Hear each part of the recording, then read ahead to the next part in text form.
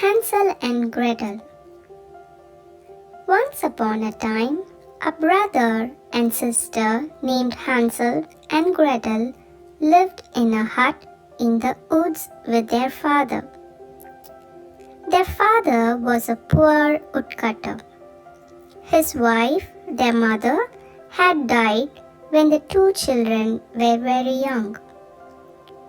Their father thought he would not be lonely anymore when he finally remarried. But the new stepmother made life very hard for Hansel and Gretel. The children were not allowed to eat until after the stepmother had taken everything she wanted off the plates. Most of the time, there was only a crust of bread left, and all day long were hard chores for them to do. Hansel and Gretel tried to tell their father about this, but he would not hear of it. It seemed the only one he would listen to was his wife. And all the stepmother talked about was how much trouble it was to have children in the hut, and how much she wished they would go away forever. Each day there were less and less food for the boy and the girl to eat. Yet the stepmother gave them more and more hard work to do. One day, Gretel begged her father, "Please, father, all day long we work hard and we are hungry." But the stepmother slapped her face. "You ungrateful brats," she yelled. "You will eat us out of house and home." That night, the two children were not allowed to sleep in the hut. Outside in the cold, they shivered and tried to keep each other warm. Winter was coming, and the clothes they wore were so thin it felt almost as if they had no clothes on at all. They shivered and tried to keep each other warm. The next morning, when the sun rose, Gretel turned to her little brother. "Hansel," she said, "we cannot stay here. We must escape now, today into the woods. Surely we will find more to eat when we are on our own than what we get here at home." "Do you think?" said Hansel. "But what if we get lost?" "We won't," said Gretel. "I will take bread. We will drop breadcrumbs behind us. If we have to, we can follow the crumbs back home." And so the two of them went off into the woods and left their hard life behind. They went deeper and deeper into the woods. Gretel was careful to drop one crumb and then after a bit another. But alas, they looked and looked for any sign of something to eat: an apple tree, pear tree, some nuts on the ground, or even dried up berries.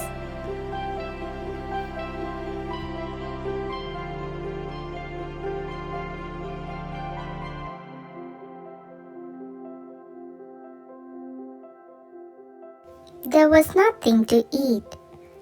They got hungrier and hungrier. At last, poor Hansel and Gretel knew they must return to their hut or they would surely starve. They would just need to find the breadcrumbs and that would lead them home. Yet when they looked for breadcrumbs, there were none to be found. All the breadcrumbs were gone.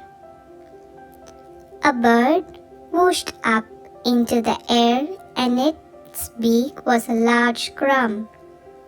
Hansel and Gretel were struck with grief. The birds must have taken all their breadcrumbs.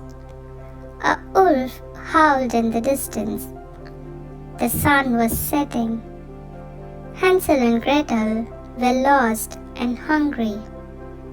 Now they were scared too. Gretel whispered Hansel in fear. "What will we do?" She did not know what to say. All she could do was to hug her little brother. Each minute it was getting darker and darker. Again, a wolf howled in the distance. All of a sudden, Gretel saw a small light shining far away.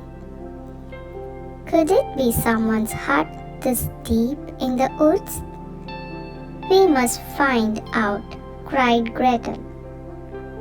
"Maybe whoever lives there is kind and will take us in." The two children sped as fast as they could to the light. When they got closer, they could not believe their eyes. If you can imagine, from top to bottom, the hut was made all of candy. From its gingerbread roof, with frosting all over the walls, and with candies tucked into the frosting, what a sight to see! "Gretel!" Hansel cried out. Before Gretel could say, "I bet it will be okay if we have just a little taste," both of them were already biting off small chunks and licking the sweet candy. A sharp voice, "Who is nibbling on my house?" Hansel and Gretel spun around. An old witch? Stunned, Gretel could only curtsy. "If you please, ma'am," she said, as sweetly as she could. "There was so much candy on your house, and we are so hungry." "You have that right, my house," snapped the witch. Her voice dropped. "Well then," said the witch in a gentler tone, "come inside. I'll get something for you to eat." Hansel and Gretel looked at each other in delight. They skipped into the witch's hut. A fine meal of soup and bread.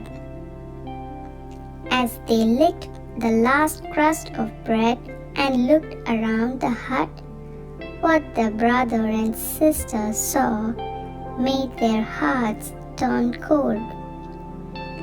Piles and piles of bones in the corners. Yet the two children were very tired, and so they slept. The next morning, when they woke, Hansel found himself locked in a cage. The witch roared, "That's where your brother will stay. Every day I will fatten him up. Soon he will make me a fine dinner." She laughed and laughed, rubbing her hands with glee. "Till then," she said sharply to Gretel, "you will work for me." Indeed, Hansel was well fed, and Gretel worked hard all day doing chores for the witch. Each morning the witch said to the boy, "Show me your finger. I will feel how plump you are getting." For the old witch could not see well. Hansel held out his finger as he was told. The witch smiled when she felt how plump he was getting. "Gretel," Hansel whispered in fear, "what are we to do? Soon I will be plump enough and the witch will want to eat me." His sister wished she had a plan but could not think of anything. One night, when the witch was sleeping, Gretel had an idea. She picked up a bone from one of the piles on the floor and woke her brother. "Hansel," she said, "the next time the witch asks to see your finger, hold out this bone to her instead." The next morning, he did just that. Said the witch, touching the bone and thinking it was the boy's finger. "This is going to take longer than I thought," said the witch. "At last, I have more time," Gretel thought. But still, she could not think of any way they could get out of there. Each morning, when the witch said, "Show me your finger," Hansel held out the thin bone. One day, the witch yelled, "I will not wait another day. The boy will be my dinner tonight. No matter how skinny he is," the witch ordered Gretel to start the fire in the oven at once. She must get it very hot. Gretel worked as slowly as she could. Why was the witch looking at her with such a sly smile? "Be a dear," said the witch with a slow grin. "Go inside the oven, won't you? Tell me if it is hot enough." Gretel's heart skipped a beat. If she did that, the witch could push her inside and she would eat them both. She looked down. "I'm not sure how to tell." "Go inside," said the witch. "Nothing could be easier. Just go in." Said Gretel slowly. "Please show me first." "You girl," snapped the witch. Mumbling and grumbling, she stepped in the oven. The moment the witch was inside, Gretel quickly slammed the door. "Gretel," Hansel cried out, "you saved us." The sister tried to think fast. "Where is that key to your cage?" She looked and looked. At last, she found it at the bottom of a vase. She freed her brother from the cage right away. Then she went back to the vase. For what had she felt under the key? Why, the vase had precious jewels inside. With their pockets filled with the jewels, they ran outside as fast as they could. In the daylight, they soon found a small path and followed it. It led to a wider path, and that path led to a road. They waited by the roadside, hoping someone would ride by. When a horseman trotted up, Hansel and Gretel waved their hands. When the horseman stopped, the children offered one of the small jewels, and the horseman was happy to give them a ride home. When the brother and sister opened the door to their home, their father was wild with joy to see them. He had worried and looked for them night and day since they had vanished. They learned their stepmother died very soon after they left. For many years to come, Hansel and Gretel lived very happily with their father in the hut in the woods. The end.